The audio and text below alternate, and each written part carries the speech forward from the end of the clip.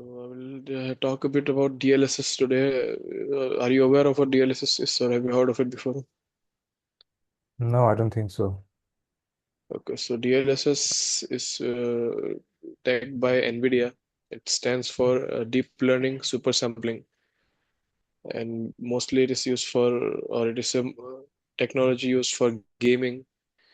Basically, what it does is it will render the game at a lower resolution, and it will upscale that frame using AI. So it's like a very bare bones definition of what DLSS is. I'm talking about DLSS because recently, few weeks back, or I think maybe a month ago, they unveiled DLSS 5, so the fifth iteration of DLSS. So before you talk about that, maybe you can go through all the different versions of DLSS so far. We will watch some videos, but I'll try to summarize what those are. So DLSS 1 came out around 2018. It was mainly AI upscaling, but so like I mentioned, it will render the actual frame in a lower resolution and use AI to upscale it to a higher resolution. But in DLSS 1, the main limitation was that this model had to be trained for each game. So there was no generic implementation. Each game had to manually train DLSS to work. Then in 2020, DLSS 2 came. So it works across all games and it did not require any manual training per game. So, and there are like minor improvements, images were more stable, sharper, etc. And it used technically, the technical term would be it used motion vectors plus past frames. Meaning in DLSS 1, you will have a particular frame and you will upscale it, but you will have no knowledge of what the previous frame was and what the future frame is going to be. So you don't like if a person is moving it in a particular direction and you stop the frame, the LSS 1 had no idea about the intent of the person moving, but LSS 2 had that understanding. So it was able to upscale it better because it had those kind of information as well.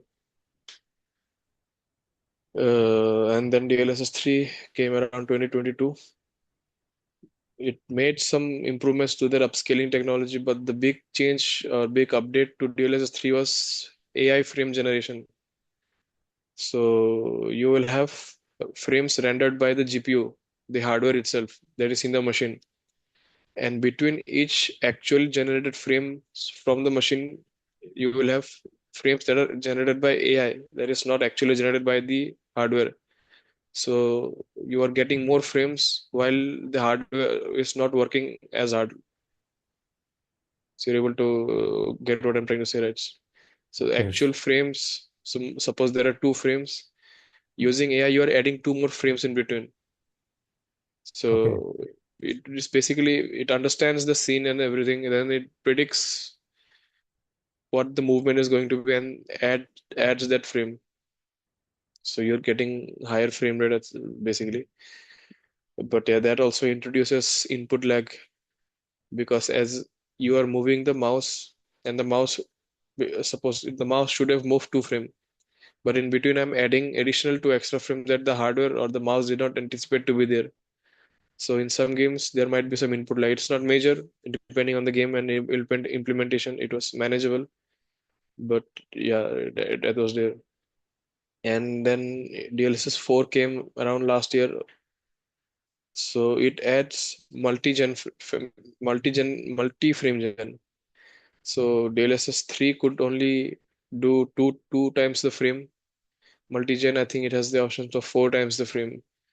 So and ray reconstruction as well. So ray tracing was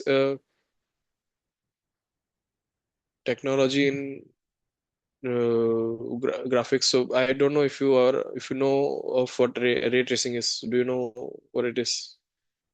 So can you just explain it like in simple terms so that Ray tracing, before ray tracing, how the lights would be rendered in game is my, I mean, my understanding is that they would be there is no actual physics involved. So, for example, there is a scene where there is a light is turned on in the ceiling, and that light is reflecting off the floor. In reality, if there's a light and there's some water in the floor, you will have the reflection of the light, and the reflection of that light from the ground will be also in the walls, etc. Right? So there will be a cascading of reflections from one source.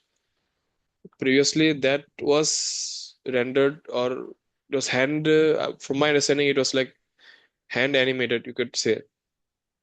So the computer was not calculating in real time where the light rays will go. Ray tracing will trace the actual light in, like in the sim, in the game engine, from the source of the light to how it should bounce, be based on the physics, how I've defined the physics. So it is not, so it is real time. You are not deciding, or you are not giving a direction, means you are not scripting the scene based on how the actual world changes. The ray or how it reflects will also change. So that was ray tracing, but it requires like it is a very heavy computation for the GPU to do. Even now, only most high-end GPUs can properly do ray tracing. So then comes ray reconstruction. I don't exactly properly understand it. My understanding is similar to frame gen. It will also do ray reconstruction, but AI will figure out much of the physics or the calculation by itself and just do it. There is like a very higher level understanding and some other improvements as well. But then came the announcement of DLSS 5 this year. What it is it's a real-time rendering model is what is mentioned. So I think seeing it would be better to understand, but I'll try to explain. So far, first was AI upscaling the frame from lower resolution to high resolution. Then AI was adding frames in between. Now AI is rendering, or it is taking the entire scene and adding stuff that is not actually there. It is generating the frames, or it is rendering the frames itself. It's maybe not the best way to explain it, but I'm just trying to see if I can explain it or not. But it seems I'm not properly able to. So it is like a filter that has been added. If you maybe I think we should just see some of the demos. It'll be much easier to understand. Okay.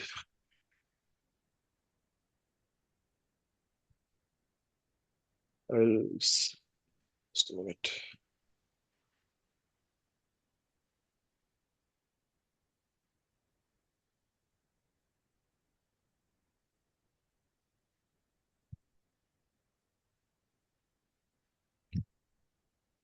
So maybe we'll see one of these announcements.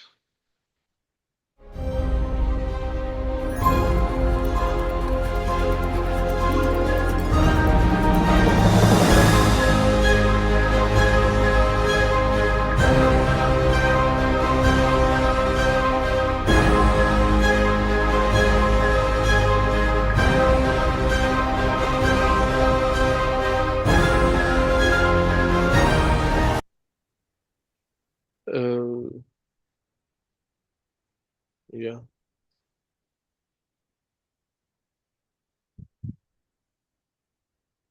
How do I stop sharing? Actually, I don't know.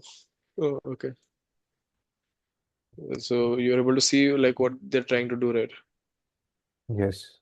So it completely changes, or it enhances the entire scene. Okay. So maybe I'll find few more examples because there are multiple.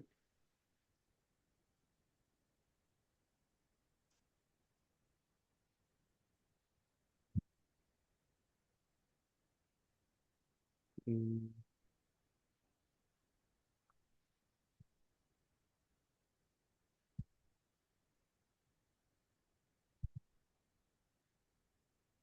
yeah. So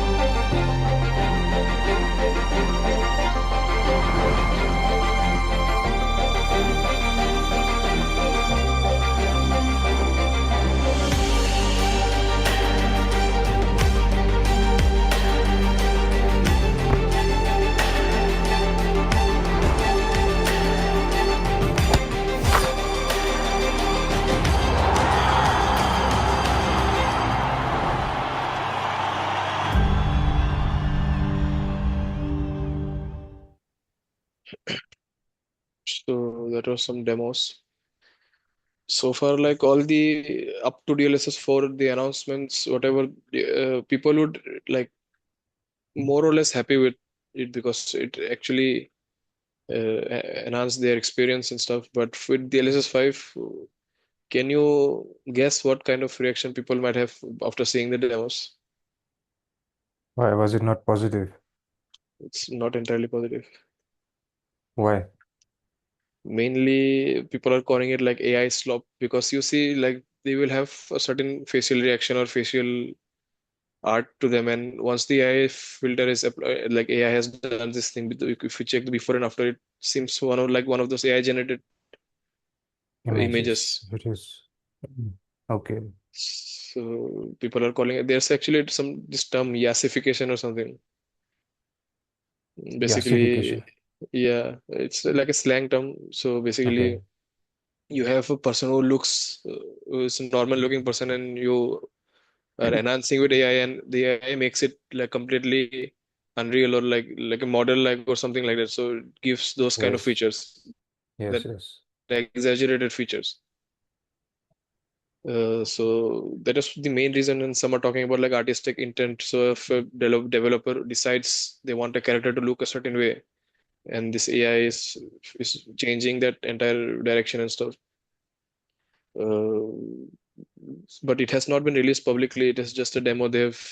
And I think immediately after the reaction, Jensen Huang was also doing some PR stuff saying it is not what people are thinking and stuff. But that is besides the point. Maybe we will go through some videos to understand DLSS in some more detail.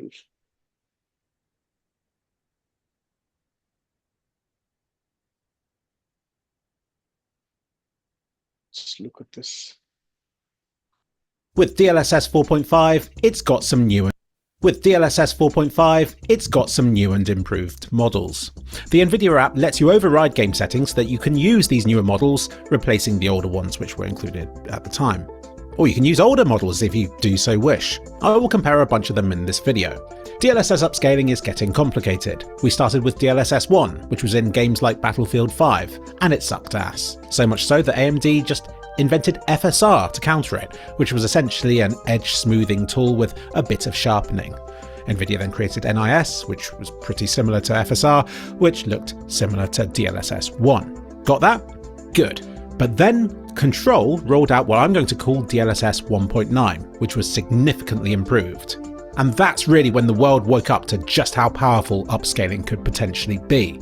I thought it was a miracle technology at the time, but it was still just using normal graphics card cores to do it. But then, for DLSS 2, Nvidia finally moved their upscaling over to their neurally AI tensor cores, and that was probably the point where AMD shat themselves, realizing that their FSR alternative wasn't going to cut it anymore.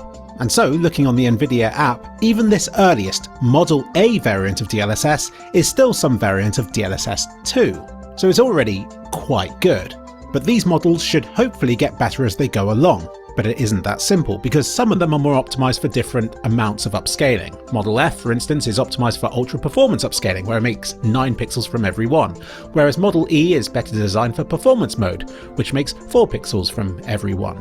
All of these model letters are the old CNN style of upscaling, whereas from J onwards they move to the transformer model, which is super sophisticated, graphically superior, but will slow down older generations of RTX cards more significantly. Straight off, Okay, I let's have compare one the question here. newest. Yeah, That's CNN, that means, is he referring to yeah, convolutional neural networks? yeah. Okay, That is what they're using. okay, okay, you can continue. The top is preset A, and on the bottom, the newest transformer-based preset M. And if you ask me, even preset A looks pretty good here. I decided to test 1080p performance mode because YouTube isn't the greatest for these sorts of comparisons, so having such a low resolution should at least make the differences more obvious. And there are some, but to make them more obvious, I'm going to have to slow this footage down more and zoom in further. In fact, screw it. Let's just do a still comparison, and the newest Model M is much sharper across the whole board. Sharpness on its own doesn't mean more detailed, but zooming into details like the Brosif barrel, I think I don't know if you're everyone able would. to see it clearly through the screen share. Can you see the difference between whatever he's trying to show? No, can you just go back like 10, 15 seconds? Let me see that it again. ETLM is much sharper across the whole board. Sharpness on its own doesn't mean more detailed, but zooming into details like the Brosif barrel, Like I think here, it was quite evident before and Okay. after, but Okay, maybe this it's part less. now is this the before or is this the after? Before. This is before. This is the after, I think. Okay, So that because yeah, this on was its own doesn't mean this more part detailed, but zooming into this is details like the the before. before. Okay. Brosif Yeah, This barrel, is the after. I yeah. think everyone would agree that how Model M does it makes it look better. Same with the newspaper on the floor. It just looks like it's a higher resolution and without coming with any extra artifacts that you might expect from extra sharpening. So the upscaling must be better. And further proof of this comes from the exit sign, which is now a lot more readable, which is very important if there's a fire. And also, whatever the hell these hanging down things are in focus with Model M, and out of focus with A. On the door, the old Model A shows obvious dots or lines going across it, which comes from the lower resolution it's trying to upscale from, whereas Model M almost completely eradicates this artifact. In short, Model M does a far better job of faking a higher resolution than it's actually rendering at. You're not supposed to use really aggressive forms of upscaling like performance mode when you're only gaming at 1080p resolution, but with how good these transformer models are becoming, it might even be getting to the point where you Wait, can get away this with using person it here. changes. Can you go I back don't want to again to that Yeah, person I saw that. changing? Almost change the color This also one, right? should have. Yes. gaming like performance mode when you're only gaming at 1080p resolution. Changes the But with clothes how as well. good these transformer models are Yes. becoming, it might even be getting to the point where you can get away with using it here.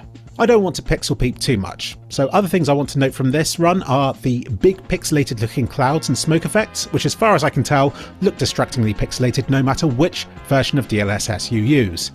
A product of upscaling that science is yet to remedy, but who knows what DLSS 5 will bring.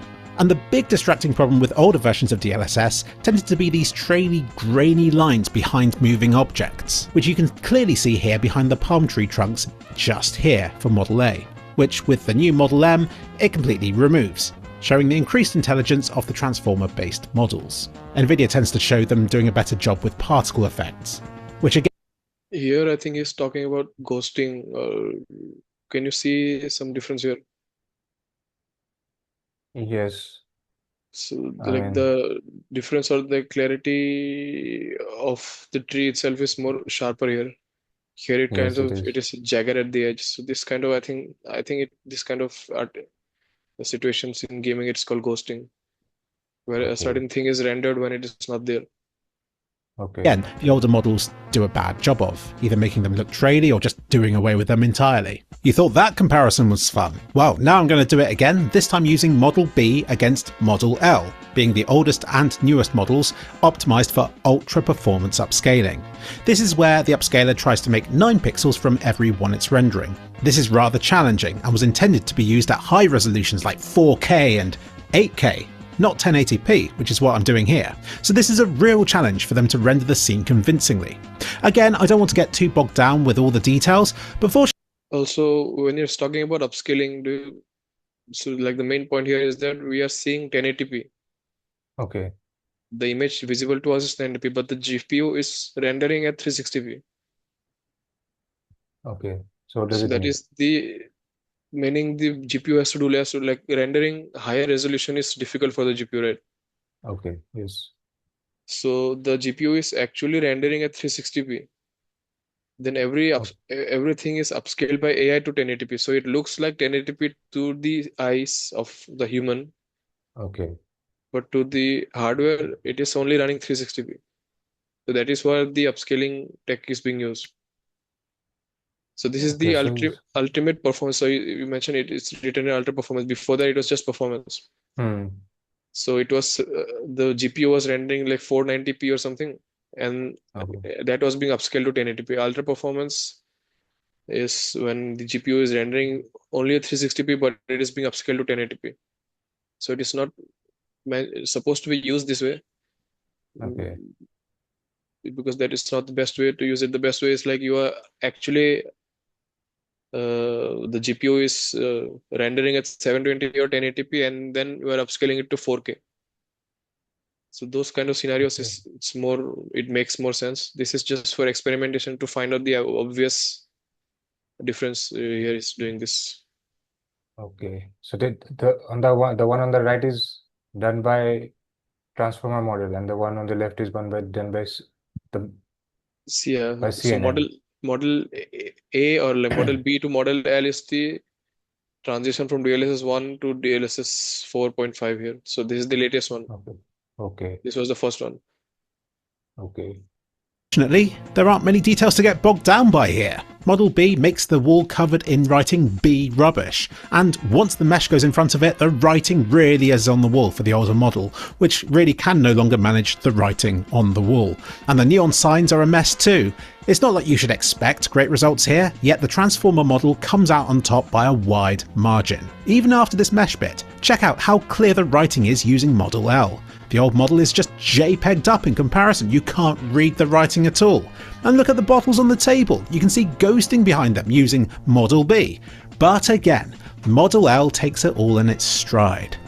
Look at how shimmery and unstable the old model is on the details in the distant bar. This new model isn't like that at all. You can even read the spunky monkey sign, and it just looks more like a video rather than a series of flashing pictures. So what are the limitations with this new model? Well, if we go nearer to the end of this scene, you can see it's still flickering a bit around the edges of fine lines on the palm trees.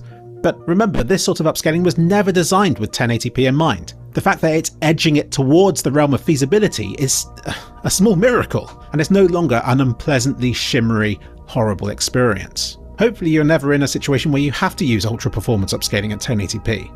But there might come a time, sometime in the future, when you might not mind having to, provided upscaling becomes good enough. So that's a leap from DLSS 2 to DLSS 4.5. But what does the leap from 4 to 4.5 look like?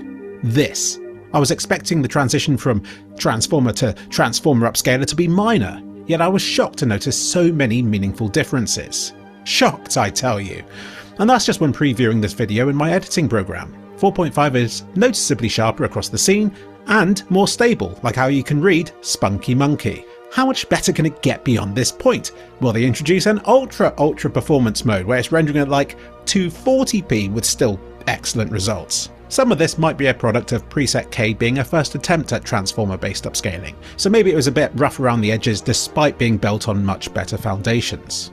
Now let's compare the two transformer models in performance mode. And I found the differences here harder to spot, given that there are random smoke spots every run, which makes it harder to compare like for like.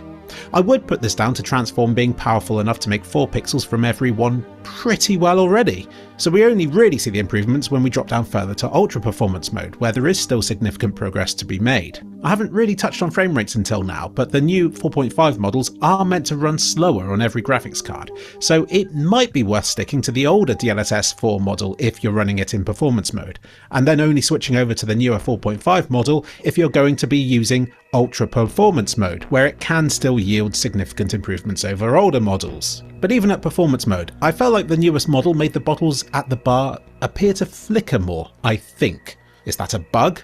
Or is that how it's meant to be? To find out, the latest DLSS performance model versus downscaled 4K DLAA footage to get a ground truth for how things are meant to look. And I think the latest model does a great job of holding up to how it's meant to, despite me comparing 540p against full 4K here, which will look right just by brute forcing lots and lots and lots of pixels. DLSS makes it maybe a bit brighter and more contrasty, and the bottles at the bar are doing something weird. They all seem to imitate each other's reflections in a way that the 4K version does not, so I'm not quite sure what's going on there. Maybe the lower resolution is playing a part in some way, but who knows. So maybe there is still some way for upscaling to go before it can fully replicate a perfect image. But you know the one big difference between these two? The frame rate. That's right, rather than nitpicking visual differences between the two, just bear in mind that one is running 4 times faster than the other, and even then it's probably just CPU limited. In conclusion, these new models look beautiful and are visually superior to older models. But whether they're worth the extra performance impact they come with, and by performance there I mean frame rate, not the name of the upscaling setting, remains to be seen. And now, the final challenge. How do these models fare with full path tracing? On the left, the oldest preset, on the right, the newest. Using ultra performance upscaling to try and make sense of full path tracing. Wait a second, Philip. You're telling us this whole video up till now has been done without ray tracing on? Why would you do that? Surely that was the whole point of DLSS existing in the first place, in order to make ray tracing actually run feasibly fast in games. And you're right. Problem is, DLSS 4.5 doesn't currently work with ray reconstruction, aka a component of DLSS 3.5. Without it, you can see the shimmery mess on these shiny surfaces here. Ray reconstruction helped to calm this sort of effect down and to make path traced information on thin and awkward. So here I think different implementation of ray tracing and ray reconstruction. So you can see, like as you go towards the right, the reflections start to look more real and more real time. Hmm.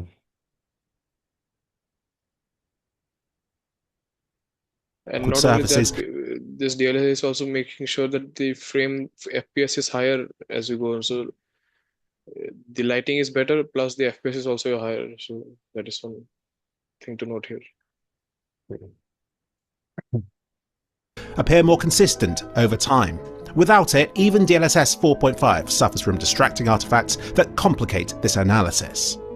But if you try to turn ray reconstruction on, then it overrides DLSS, which is a bit of a problem with this sort of testing. I just don't feel like DLSS 4.5 is truly finished just yet. We're not seeing it at its full power. So with this video, I've instead tried to focus on the aspects of it that are done, because otherwise there are too many variables to factor in, without the fear of another option overriding the aspects that I'm trying to compare. But you bet, in ray-traced and path-traced situations, these are where the true benefits of the new transformer models will really come into their own, in trying to clear up a low-res, smeary, mushy, dotty, spotty, path-traced mess. Let's just stop and see how far we've come. Back in 2019, nobody believed in DLSS upscaling. It was mocked, and when FSR's sharpening filter came onto the scene, even experts like Hardware Unboxed proudly declared that DLSS was dead, stating that sharpening filters were the future. Admittedly, it looks as though they've since added DLSS 1.0 to the title to try and disguise this, but I think it's pretty clear that people back then didn't believe in the technology, and that in the years since it has revolutionised the scene. And DLSS 4.5 is but the latest version, and I doubt it will be the last. So until ray reconstruction supports this latest version, stay cool, be fresh, and smash that sub button. Okay, so there was just some comparison, and towards the end he made some comparison with DLL and stuff. I also don't understand it completely, but I think it gave a decent overview of what DLSS technology is. So one thing, yeah, just briefly, just the one thing that you mentioned is that you said that this thing isn't done by the GPU.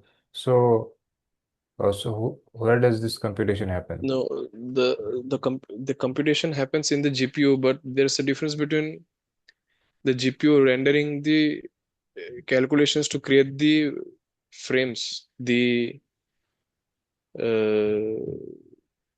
Actually, this part is also one of my confusion. I don't understand it completely, because at the end of the day, the GPU is the one doing the computation, but it's not doing the graphical computation. It is doing, it has a model that will, I guess, running the model to generate fake frames or fake upscaling is less heavier on the GPU than natively rendering the entire scene in that resolution. Maybe that could be the reason. That is actually one of the question I also have. Okay. But I think it is about balancing, because if you want to natively render 4K, then it will be much heavier for the much more expensive or hardware intensive task. Whereas so you're running it and rendering it at 1080p, then you're using some AI models to generate upscale it to that 4K. Maybe that process is less intensive to the hardware. And as you mentioned, somewhere in between, it uses specific cores for AI computation now. So DLSS has 10, I think, Nvidia calls it tensor core. I think it is tensor for all the chips, but yeah, so there is the graphical core which renders the graphics, and there are tensor cores which does the AI calculations. So having this differentiation maybe makes it more efficient. But that is a question I'm also not sure. But there's actually one Okay, more you can video. continue. This one is, I think, specifically more on DLSS 5. But let's look at it. Okay.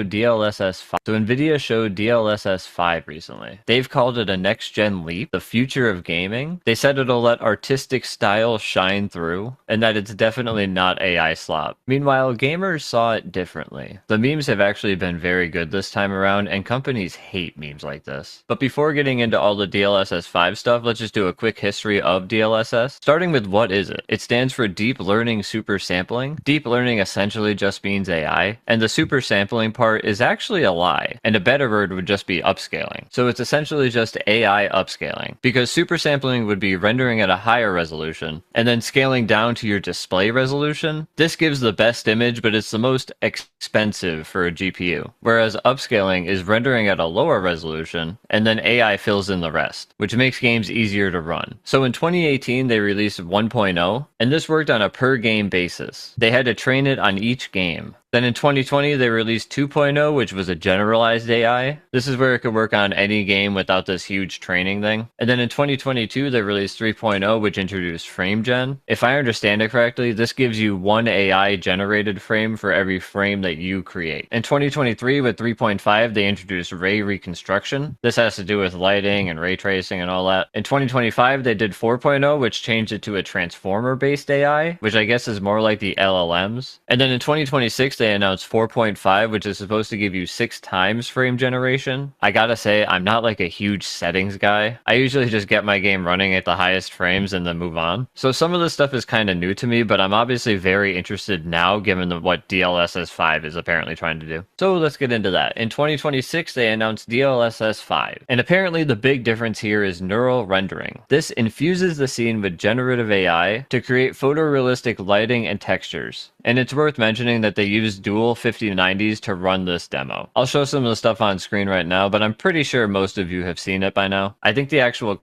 characters look like they came out of a Gen AI prompt. And at first I was thinking that maybe this would work best for just environments. It was actually this clip from Oblivion Remastered running it, like the photorealistic buildings, like that was actually kind of cool. And then it all came crashing down because Daniel Owen made a video where he got his questions answered by Nvidia. So he starts off by saying his biggest question is it taking a single 2D frame as an input and creating the output frame. Now this obviously does include motion vectors, which just means that AI is supposed to know what direction the characters are actually moving for the next frame. And Jacob Freeman, who I guess is a rep for Nvidia and is the one answering these questions. By the way, the Nvidia logo is purple because I inverted the colors to make these dark mode. And you can see to Daniel's dismay, Jacob said yes, DLSS 5 takes a 2D frame plus motion vectors as input. Now this has wider implications that we'll get to in a second, but first Daniel clarifies that the geometry. Also, some of the things like they're mentioning here, I'm also not very sure. Like, why are there like the importance of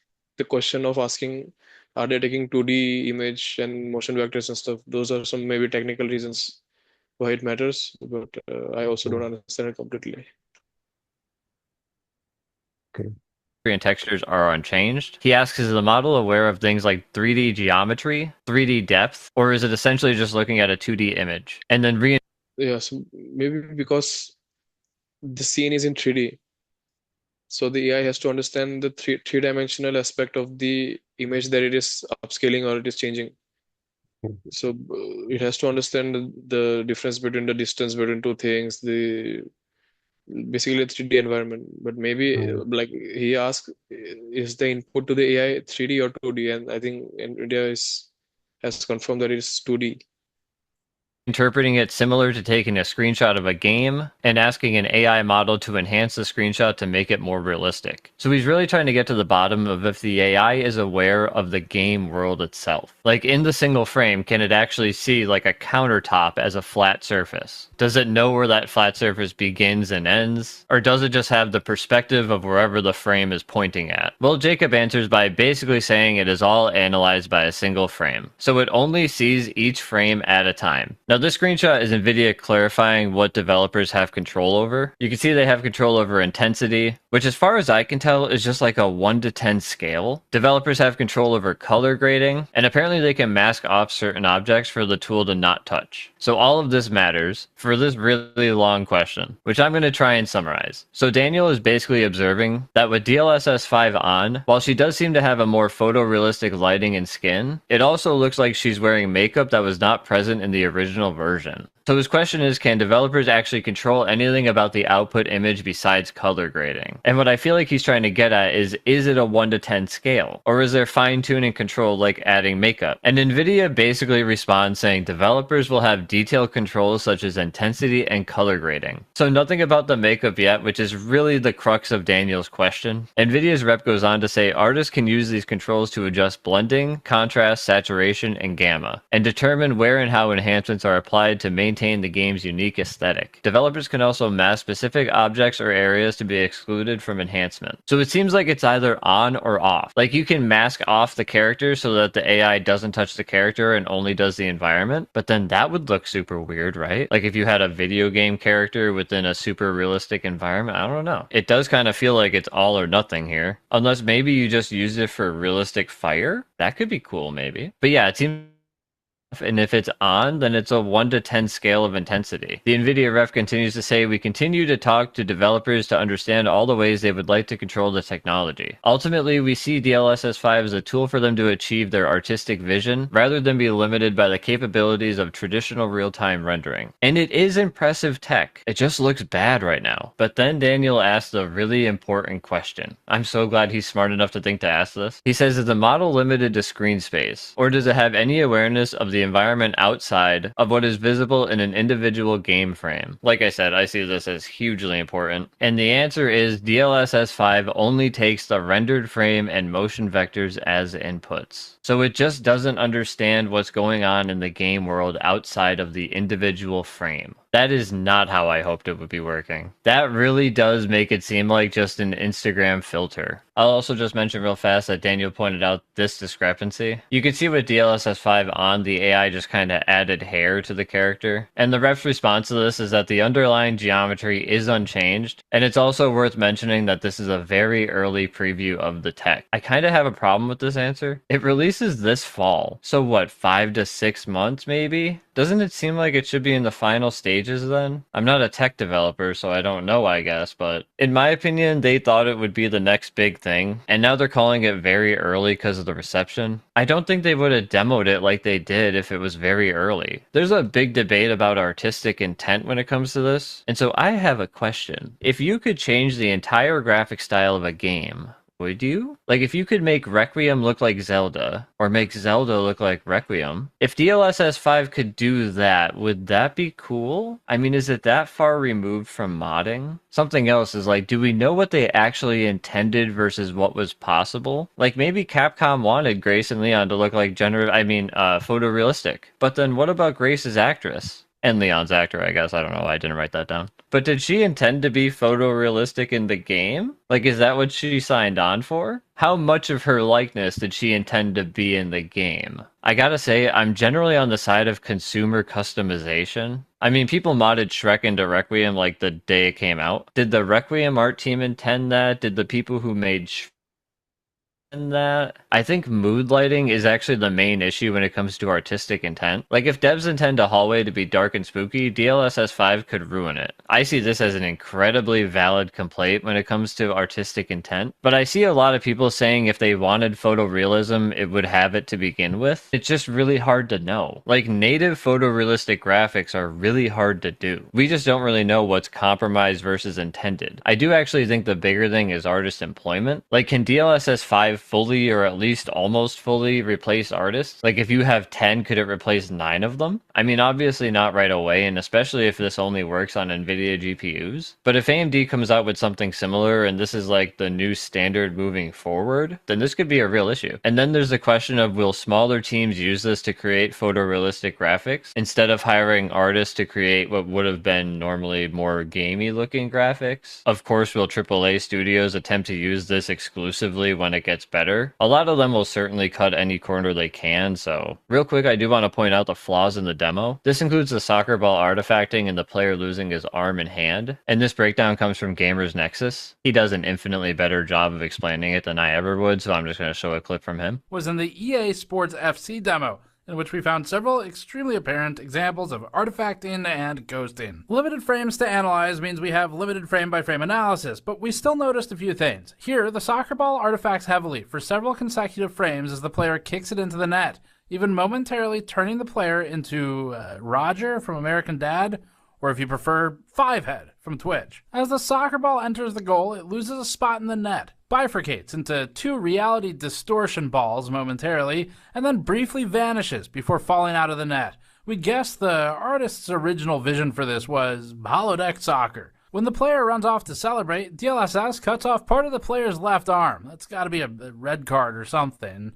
It produces major artifacts above the player's right arm, and overall just struggles with the character's outline. So yeah, you can see this is clearly not ready. It wasn't even ready to be demoed. Like, how can Nvidia be a $4 trillion company and they can't pay someone to find these flaws first? But yeah, they intend to release it in a few months, you know? I do have some questions about this, like, does DLSS 5 still help lower-end GPUs' performance? Like, that has been the whole point of the tech up until now. So is it just for this yassification, or is it also gonna still help GPUs? What does AMD do next? Will it be similar tech, something else? Who knows? When Nvidia CEO was asked about the backlash, this is what he had to say. Since DLSS 5 was revealed yesterday, there's been a pretty vocal response from some of the gaming community that the technology appears to make their cores homogeneous or show only Nvidia's view of how games should look. How do you feel about that criticism?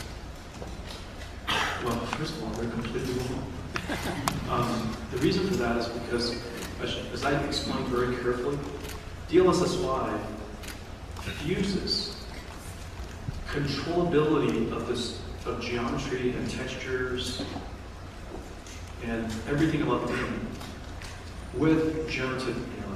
So he just says we're all wrong, and then he goes on to explain how we're all right by saying it's generative AI, and that's what we've been calling it. And yeah, it's just a whole can of worms now that wasn't open before, but there's definitely no closing it now. Like, Nvidia is going to move forward with this. But yeah, thanks for watching. Leave a like if you enjoyed. If you want to buy a mug, they're linked below. So I have nothing much more to add. Basically, do you have any thoughts regarding all this? Okay, like from the technology point of view, I want to get a broad idea about what it's trying to do and what the newer versions of technology is built upon, which is transformers. So that's what I understood. And again, so what I've understood it, its use case is for computer graphics for video games currently. That's the main use case of this technology. Correct? Yeah. Okay. And okay, so when you first showed me the before after scenes, to me that thing about AI didn't come into mind. I simply thought that okay, it definitely looked better. And one thing that came to my mind was that their faces were becoming more shinier, like not just the faces or the whole environment in general became brighter and shinier. That's one thing that I found. But apart from that, for most of the things, I didn't looked it to be very much AI generated kind of videos. Although now that people have mentioned it, now I think it now I can see it a little bit. I mean, people who have been nitpicking it maybe have observed things. We have just looked at it for a few seconds. Yes. Plus, they mentioned, like the original intent of the game was to look a certain way, Okay. and with that filter DLSS 5, it is changed. And how much control does the game developer has to how much it changes? And in one of the videos, he showed an example of the environment. So I think where he showed like the medieval town, and before it looked okay, but after it looked quite photorealistic. So in those scenarios, maybe if it is implemented well, it could be done well. But for faces or expressions, those kind of things, maybe we have to see. But I think one point I did not mention, or none of the videos mentioned, was, or I've been seeing this argument that since Nvidia has started focusing on DLSS, like before DLSS, their main upgrade to each graphic card was its raw performance or how much compute it can do. But ever since they have started implementing this AI upscaling thing, they have stopped focusing on improving the raw performance of the hardware. With each Okay. iteration of the hardware, they are mainly focusing on how much they've improved the AI, how much the AI can generate fake frames, give you higher performance and stuff. But the raw, I think the term is called rasterization, where the actual GPU is rendering the graphics. So that was how it used to be. So the GPU is doing the whole hardware calculations for the graphics. But since ever since they've started focusing on DLSS, all the improvements they will show, like for CPUs, mm, performance of a phone, people who do the before and after comparison, right? They will show this generation is this percent faster than the previous generation. That was all actual hardware improvements. In this case, how Nvidia started showing was that before you could generate, before the game would perform at let's say 60 FPS, now with AI you're getting 100 FPS. But the actual restoration, like the actual hardware capacity is still the same. The extra FPS is because of the AI, not because the hardware is improved. Yeah. So that is one of the criticism, that they are mostly focusing now on implementing this DL AI technology and not really improving the hardware capacity of the graphics card. So they are doing a lot of improvement regarding in regards to AI training and the GPU for AI, like Blackwell and stuff. But their focus has shifted from heavily shifted from consumer gaming graphics card to data center Okay. enterprise graphics card. And this entire gaming and DLSS thing is like an afterthought for them at this point. Yes. So, broadly, this trend is happening everywhere, like the focus on uh, AI kind of use cases as compared to for every company right now, like they're focusing all their energy and efforts into serving these AI related Mm. use cases. And even if there are other parts of the businesses that are now low priority, okay, that's something that's happening. And okay, again, one of the points that they mentioned was, again, you also told about how much flexibility does the developer has about uh, how to, I mean, their concern was that they'll make every game look like the same aesthetic. Mm.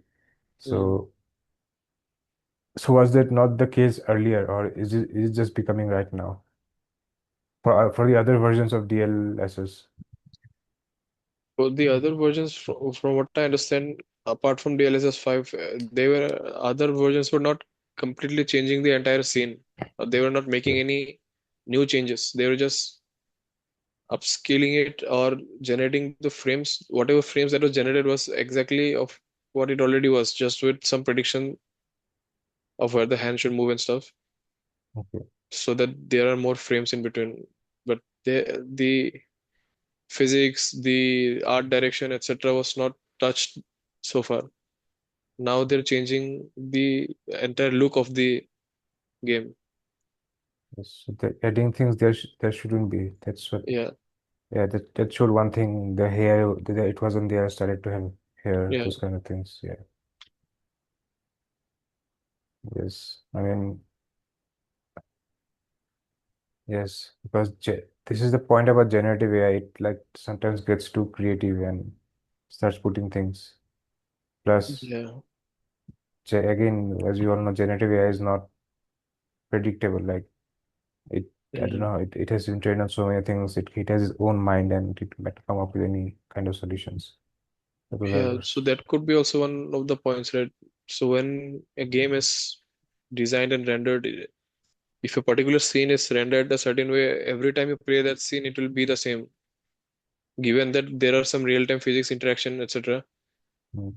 but more or less, it will look how it was designed to look. But we cannot, like the in this demo itself, maybe in it was when it was rendered for the first time, it looked a certain. Maybe the second time we are running it, there's no guarantee it is going to look the same. How do we know that generative AI is going to use the same changes it made the Yes. first time? Yes. But then again, this thing, the thing that you mentioned, it reminded me of something about world models that we were talking, I think, a few months ago. But because Hmm. I saw one video about, I think it's about the latest version that came out. I don't remember when it was. I think probably it was December of 2025 or somewhere. So this is the exact thing that were mentioned that they have improved upon, like the consistency in the worlds for a longer period. I don't know if it was Google's what Genie or I don't know the name of the company. I'm not sure, but that's the point they were trying to make. Like, okay, now the AI has improved that it can hold that consistency of the world over time. But that is state-of-the-art world models. This is not a world model. This is just using simple generative AI. So I don't know maybe whether it will work here or not in DLSS, but for world models they have been working. That is they're claiming. Yeah. Well, like it's still it has not been released, and so far, like Nvidia has uh, shown that they can make things work. But let's see how this actually is implemented. Yes. I don't really have anything else. Yeah, yeah, I don't know. But again, like as you mentioned, there's AI kind of thing. I mean, I just recently saw a image or a graph that shows Nvidia's revenue from AI versus data centers since November of 2022. Let me see if I can share this. I'll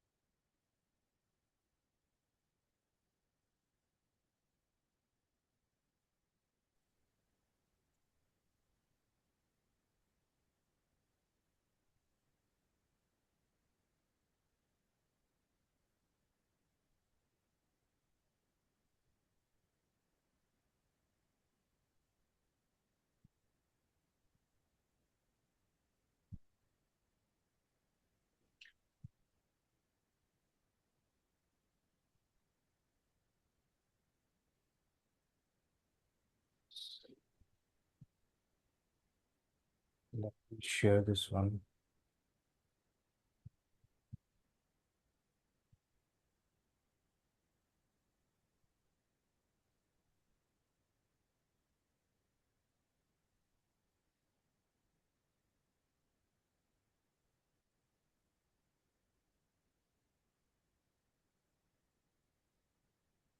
Can you see this one? Yeah. Okay, so the dark green is data center, which means mostly before AI, it was just for normal data centers, and after AI, it includes normal data centers as well as AI data centers. Light green is great gaming, and black is others. So up till Q4 FY 2023, that means I think it is oh, let me again confirm what's the financial year of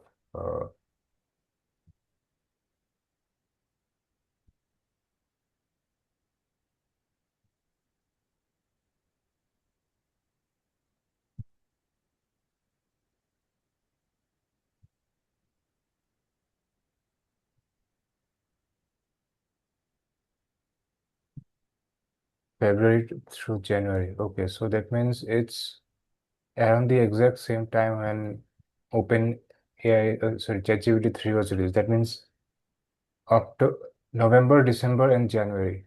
So this quarter is the 3 months from November 2022 till January 2023. So up till here, you can see everything is very same. I mean, dark green, the light green, the gaming part is a significant part of their overall revenue. Even though you can see the data center share of the total revenue has been increasing, but it was very linear, not that much. I think up until FY 2023, no, sorry, Q4 FY 2022, gaming was more than data. The revenue from gaming was more than the revenue from data center. I think this one, Q1 FY 2023. Now this is before the AI boom. It started to increase for the first time, but still, like they were very even, gaming and data center revenue. But just 6 months after the release of ChatGPT 3, like data center has the like by far the largest share among all the other sections. So as of the most recent, no, I think it's not the most recent. It's quite old, I think. But still, you can see, like this is 26,272 billion, and this is 2,000. That means it's 13 times more than the revenue from data centers is 13 times more than the revenue from gaming. So that's why it's no wonder they are not as concerned or as dedicated in the gaming division of their business as they're in AI. Yeah, like from the So business point of view, it makes sense. It makes yes, obvious sense. yes, But the main problem here is lack of competition, because even though they are not focusing much on the gaming GPU aspect, AMD yes. is also not doing much better. Even now, Nvidia is the better choice for a graphics card than AMD, even though they're not focusing on graphics cards. So they have sort of monopoly position. Okay.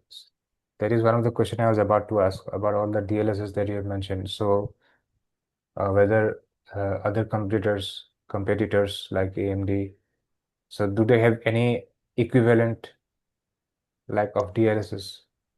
They have this thing called FSR, Okay. but DLSS is a superior technology. Maybe you can do a quick AI search comparing FSR and DLSS.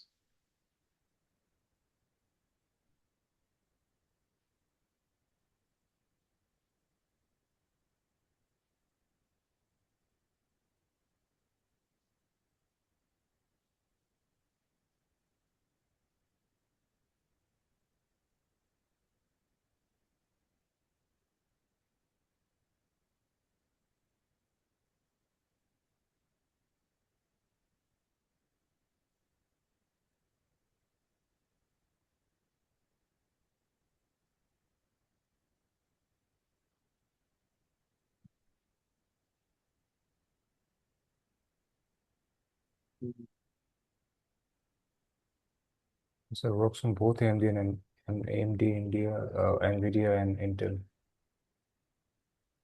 Okay.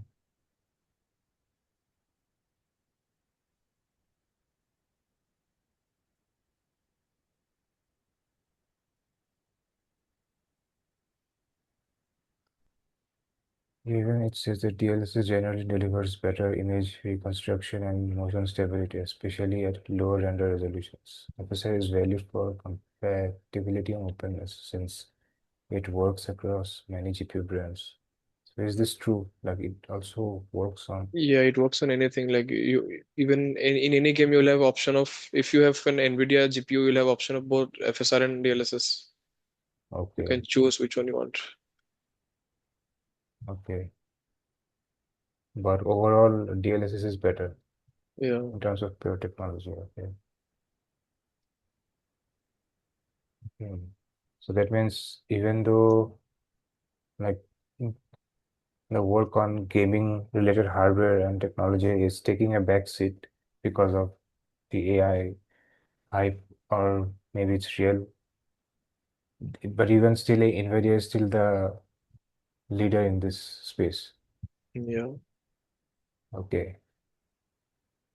Mm.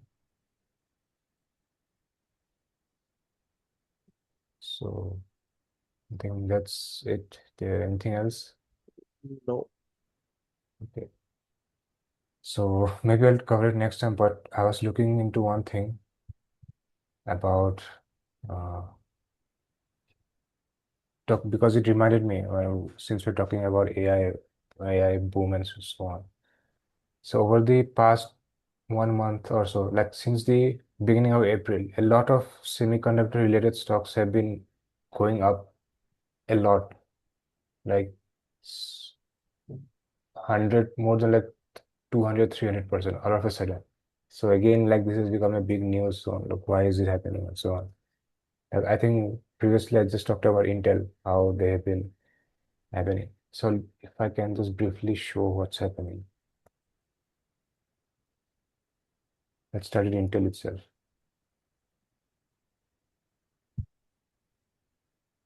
So if I look at year to date means the total returns from the beginning of this year up till today. So it's 191% it has increased. It's the value of its share. Okay. And you can see for even for that 191%, up till the beginning of April, as you can see, it's 30th of March. It's practically flat. Nothing has changed much. Mhm. But since roughly the beginning of April onwards, you can see it's uphill. So this applies for a lot of other companies. Uh, I've been semiconductor memory, all of those companies. Like, okay, let me see, AMD is here. I'll do the same thing. Again, practically flat till here. And since March, since 1st of April onwards, it's just steep uphill. If I look at any company like Micron now, same. I think it was almost lower than what it has started. Again, still since 1st of April, uphill.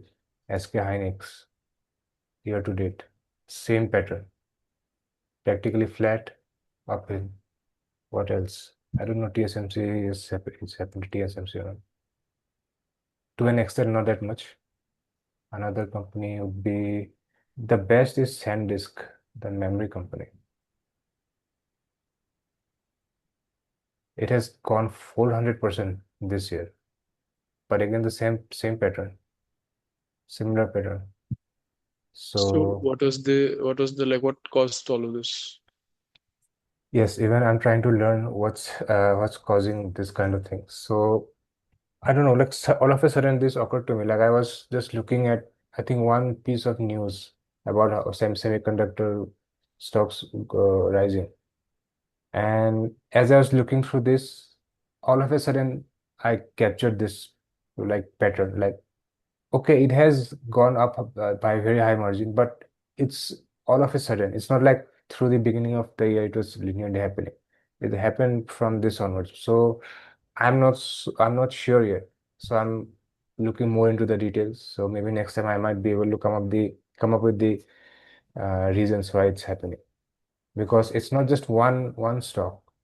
I- If it was just one stock, I might be able to come up with a more logical explanation. Like for Intel, like I've explained previously, like the whole history and how it is coming, like it is having a comeback kind of thing. So maybe I can explain one stock. but like 10, 15 stocks, we're observing the same pattern. Why is it happening? So I'm looking into it. The main reasons I don't know yet, but I think so by next Tuesday I'll have at least some picture about why it might be happening. So let me just one more. So